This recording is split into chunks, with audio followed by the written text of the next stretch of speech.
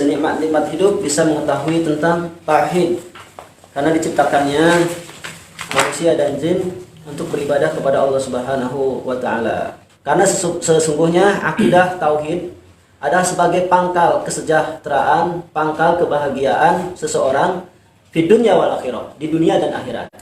Jadi asbab seseorang itu mendapatkan kebahagiaan yang paling besar yaitu mengetahui tentang tauhid, mentauhidkan Allah Subhanahu wa taala. Siapa yang mengatakan kalimat la ilaha illallah, maka telah haram darahnya, haram kehormatannya, haram hartanya, dan hisabnya hanya di sisi Allah Subhanahu wa taala.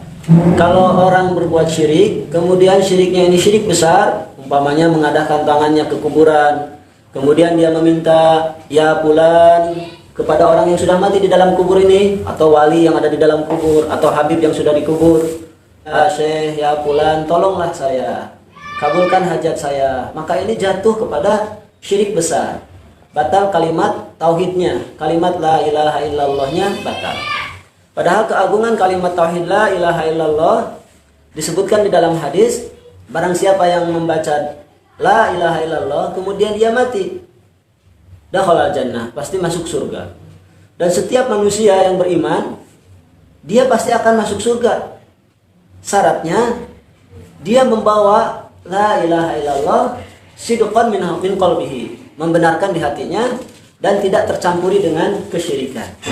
Tapi kalau ibadah, sekalipun dia rajin sholat, rajin puasa, rajin ibadah yang lain-lain, rajin sedekah, naik haji, tapi dia berbuat syirik kepada Allah Subhanahu wa taala, salah satunya yang telah saya sebutkan tadi, di antaranya apa? Meminta, memohon kepada selain Allah, atau menjadikan pelantara untuk sampai kepada Allah yang tidak disyariatkan, maka dia telah jatuh kepada syirik.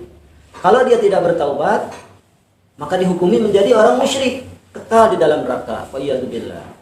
Maka senikmat-nikmat orang hidup di dunia ini dikenalkan oleh Allah Subhanahu wa taala, diberi hidayah, diberi taufik untuk mengenal tauhid la ilaha illallah.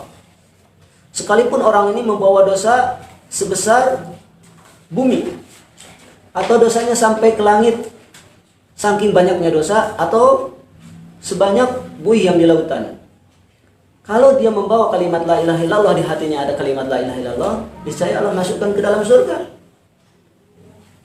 Adapun dosa-dosanya itu di hadapan Allah Subhanahu wa taala, kalau Allah berkehendak langsung dimasukkan ke surga.